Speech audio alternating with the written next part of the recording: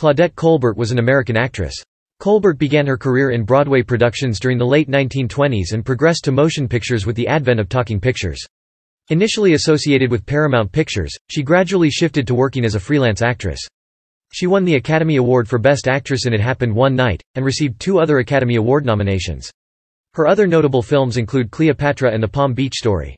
With her round face, big eyes, charming, aristocratic manner, and flair for light comedy and emotional drama, Colbert's versatility led to her becoming one of the best-paid stars of the 1930s and 1940s and, in 1938 and 1942, the highest paid. She starred in more than 60 movies.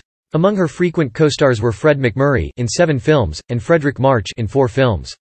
By the early 1950s, Colbert had basically retired from the screen in favor of television and stage work, and she earned a Tony Award nomination for The Marriage Go-Round in 1959.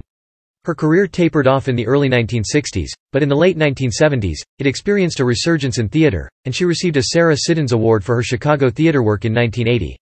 For her television work in The Two Mrs. Grenvilles, she won a Golden Globe Award and received an Emmy Award nomination. In 1999, the American Film Institute named Colbert the 12th greatest female star of classic Hollywood cinema. Early life Emily Claudette Chauchouan was born in 1903 in Saint-Mandé, France, to Jean-Marie and Georges-Claude Chauchouan. Although christened Emily, she was called Lily, after Jersey-born actress Lily Langtry, and because an unmarried aunt of the same name, her maternal grandmother's adopted child, Emily Lowe, was living with the family. Jean, Emily Lowe, and Colbert's grandmother, Marie-Augustine Lowe, were born in the Channel Islands between England and France. Thus, they were already fluent English speakers before coming to the U.S., and both French and English were spoken in the family. Colbert's brother, Charles-Auguste Chauchouan, was also born in the bailiwick of Jersey.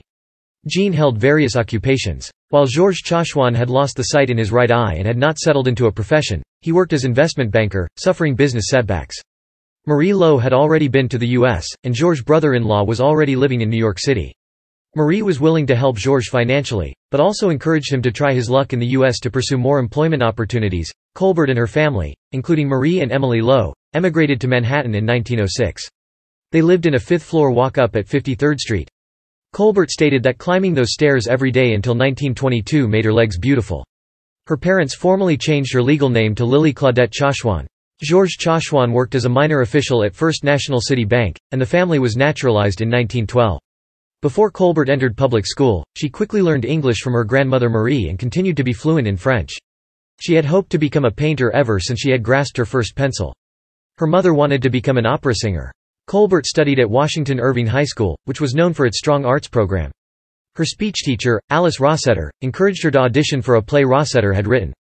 In 1919, Colbert made her stage debut at the Provincetown Playhouse in the Widow's Vale at the age of 15. Her interests, though, still leaned towards painting, fashion design, and commercial art. Intending to become a fashion designer, she attended the Art Students League of New York, where she paid for her art education by working in a dress shop. After attending a party with writer Anne Morrison, Colbert was offered a bit part in Morrison's play, and appeared on the Broadway stage in a small role in The Wild Westcotts. She had used the name Claudette, instead of Lily, since high school. For her stage name, she added her maternal grandmother's maiden name, Colbert. Her father, Georges, died in 1925, and her grandmother, Marie Lowe, died in New York in 1930. Career early theater roles, 1924 to 1927. In 1924, producer Al Woods, impressed by Colbert's ability to speak with both American and British accents, cast her in Frederick Lonsdale's The Fake, but she was replaced by Frida Inescourt before it opened. After signing a 5-year contract with Woods, Colbert played ingenue roles on Broadway from 1925 to 1929, where she was often cast as a French maid, which left her feeling typecast. Colbert later said, "In the very beginning, they wanted to give me French roles. That's why I used to say my name, Colbert, just as it is spelled, instead of Colbert. I did not want to be typed as that French girl." She received critical acclaim as a carnival snake charmer in the Broadway production of The Barker, and reprised the role in London's West End.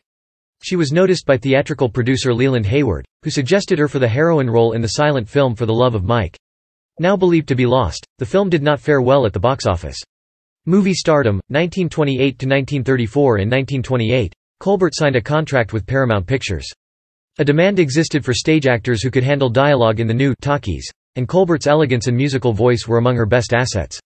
Her beauty drew attention in The Hole in the Wall, but at first she did not like film acting. Her earliest films were produced in New York. During the filming of The Lady Lies, she was also appearing nightly in the play See Naples and Die. The Lady Lies was a box office success. In 1930, she starred opposite Maurice Chevalier in The Big Pond, which was filmed in both English and French. She co-starred with Fredric March in Manslaughter, receiving critical acclaim for her performance as a woman charged with vehicular manslaughter. She was paired with March again in Honor Among Lovers. She also starred in Mysterious Mr. Parks, a French-language version of Slightly Scarlet for the European market, although it was also screened in the United States.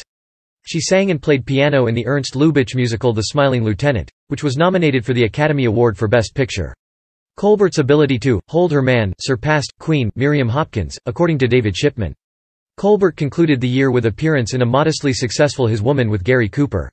Colbert's career got a further boost when Cecil B. DeMille cast her as femme fatale Poppaea in the historical epic The Sign of the Cross, opposite Fredric March and Charles Laughton. In one of the best-remembered scenes of her film career, she bathes nude in a marble pool filled with ass's milk. The film was one of her biggest box office hits. In 1933, Colbert renegotiated her contract with Paramount to allow her to appear in films for other studios. Her musical voice, a contralto that footnotes list as being coached by Bing Crosby, was also featured in Torchsinger, co-starring Ricardo Cortez and David Manners. In 1933, she was ranked as the year's 13th box office star. By 1935, she had appeared in 28 films, averaging 4 per year. Many of her early films were commercial successes, and her performances were admired. Her leading roles were down-to-earth and diverse, highlighting her versatility. Colbert was initially reluctant to appear in the screwball comedy It Happened One Night. The studio agreed to pay her $50,000 for the role, and guaranteed filming would be done within 4 weeks so she could take a planned vacation. She won the Academy Award for Best Actress for the film. In Cleopatra, Colbert played the title role opposite Warren William and Henry Wilcoxon. It was the highest-grossing picture of that year in the United States. Thereafter, Colbert did not wish to be portrayed as overtly sexual, and later refused such roles. Imitation of Life, when she was on loan to Universal, was another box office success. Those 3 films were nominated for the Academy Award for Best Picture in the next year. Colbert is the only actress to date to star in 3 films nominated for Best Motion Picture in the same year. Post-Oscar career, 1935 to 1944. Colbert's rising profile again allowed her to renegotiate her contract, which raised her salary. For 1935 and 1936, she was listed 6th and 8th in Quigley's annual Top 10 Money-Making Stars poll. She received an Academy Award nomination for her role in the hospital drama Private Worlds. In 1936, Colbert signed a new contract with Paramount, making her Hollywood's highest-paid actress. When the studio renewed her contract in 1938, she was again reported to be Hollywood's top-paid actress, with a salary of $426,924. At the peak of her popularity in the late 1930s, she earned $150,000 per film. In 1937 and 1938, she was listed as the 14th and 6th top money-making woman in the U.S. Colbert spent the rest of the 1930s deftly alternating between romantic comedies and dramas.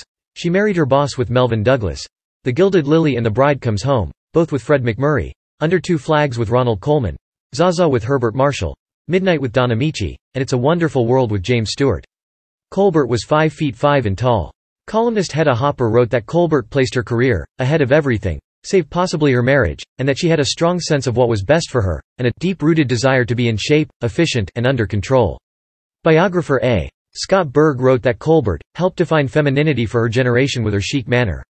Colbert once said, "I know what's best for me. After all, I have been in the Claudette Colbert business longer than anybody." Colbert was very particular about how she appeared on screen, and believed her face was difficult to light and photograph. She insisted on having the right side of her face away from the camera because of a small bump from a broken nose as a child. This sometimes required movie sets to be redesigned. During the filming of Tovarich, director Anatol Litvak dismissed one of her favored cameramen. After seeing the rushes filmed by his replacement, Colbert refused to continue. She insisted on hiring her own cameraman, and offered to waive her salary if the film went over budget as a result. Gary Cooper was terrified at the prospect of working with Colbert in his first comedy, Bluebeard's Eighth Wife, considering Colbert an expert in the genre. Colbert learned about lighting and cinematography, and refused to begin filming until she was satisfied that she would be shown to her best advantage. Drums Along the Mohawk with Henry Fonda was her first color film, and one of the year's top 20 grossing pictures. However, she distrusted the relatively new Technicolor process, and feared she would not photograph well, preferred thereafter to be filmed in black and white. During this time, she began performing on CBS's popular radio program Lux Radio Theater, and was heard in 22 episodes between 1935 and 1954. She also participated in 13 episodes of radio's The Screen Guild Theater, between 1939 and 1952. In 1940, Colbert refused a 7-year contract with Paramount that would have paid her $200,000 a year, after learning she could command $150,000 per film as a freelance artist. With her manager, Colbert secured roles in prestigious films, and this period marked the height of her earning ability. Boomtown, released in August 1940, was the highest-grossing picture of the year in the United States. However, Colbert once said that Arise, My Love was her favorite of all her movies. It won the Academy Award for Best Story.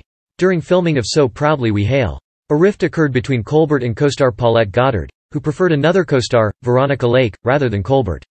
Goddard said that Colbert flipped, that she was at eyes at every moment, and that they continued their feud for the duration of filming.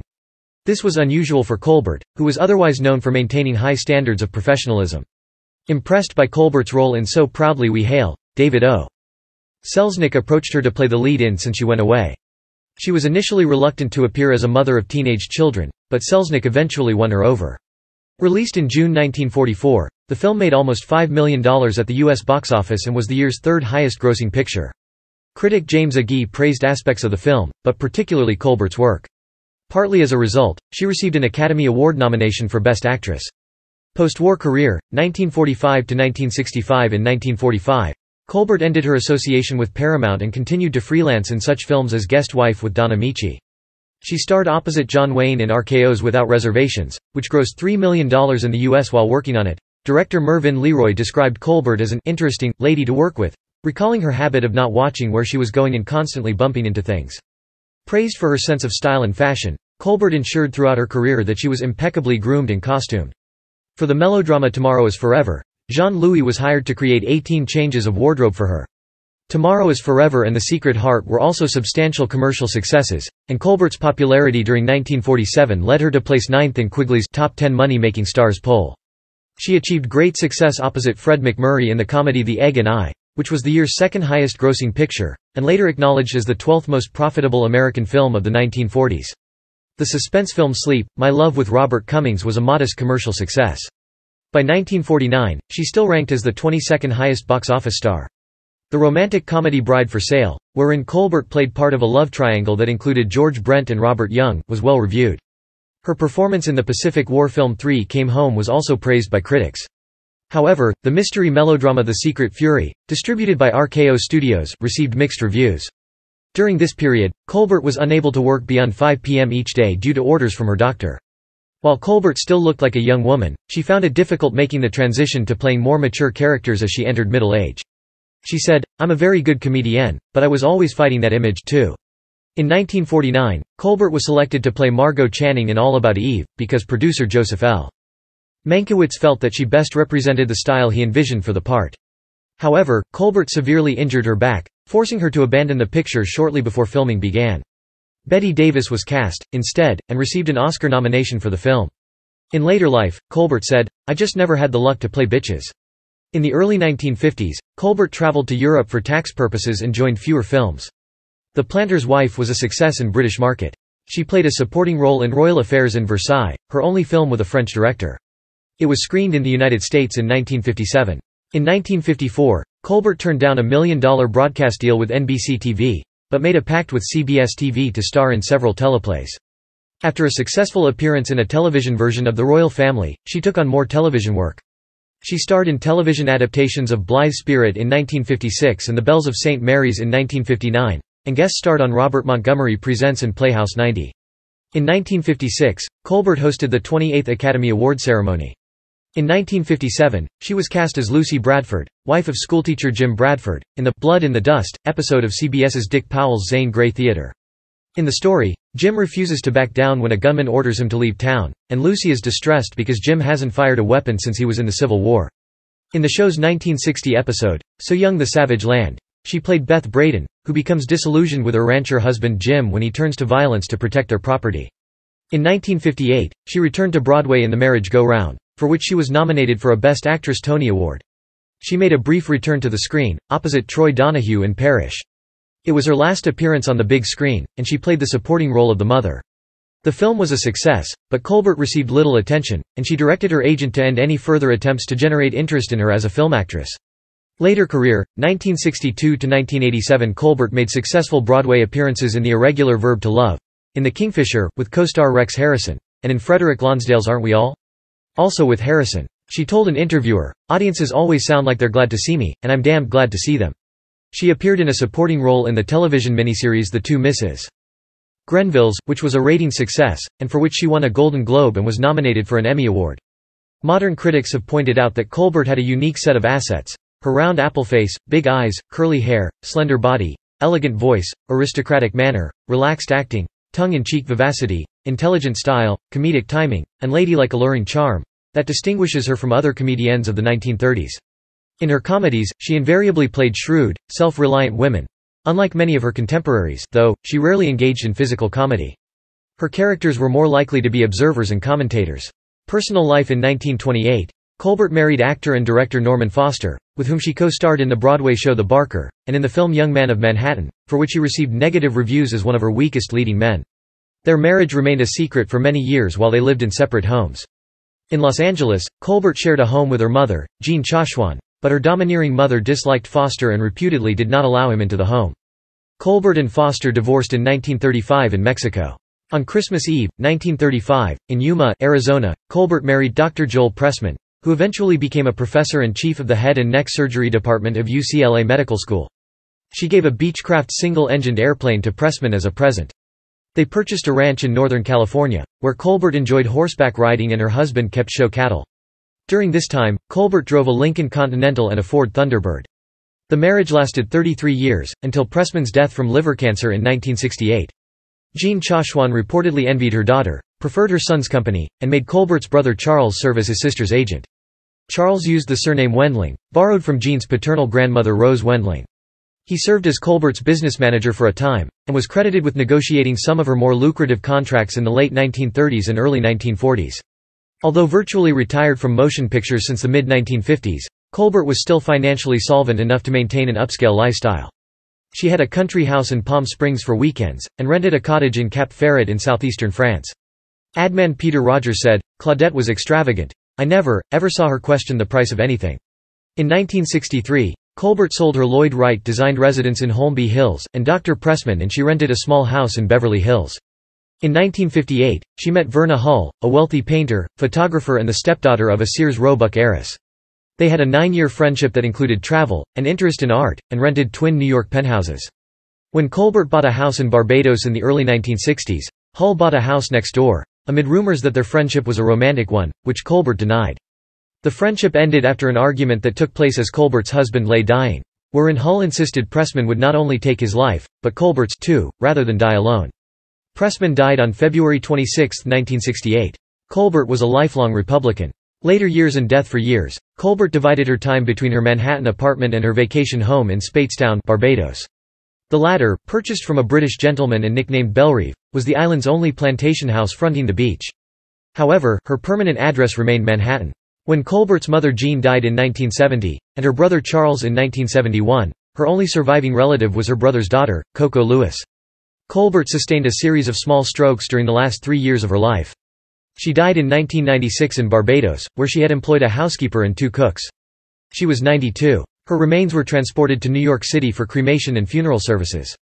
A requiem mass was later held at Church of St. Vincent Ferrer in Manhattan. Her ashes are laid to rest in the Godings Bay Church Cemetery, Speightstown, St. Peter, Barbados, alongside her mother and second husband. Colbert never had children. She left most of her estate, estimated at $3.5 million and including her Manhattan apartment and Bellerive, to a longtime friend, Helen O'Hagan, a retired director of corporate relations at Saks Fifth Avenue. Colbert met O'Hagan in 1961 on the set of Parrish, her last film, and they became best friends around 1970. After Pressman's death, Colbert instructed her friends to treat O'Hagan as they had Pressman, as her spouse. Although O'Hagan was financially comfortable without the generous bequest, Bellerive was sold for over $2 million to David Geffen. Colbert's will also left $150,000 to her niece Coco Lewis, a trust of over $100,000 to UCLA, in Pressman's memory, and $75,000 to Marie Corbin, her Barbadian housekeeper.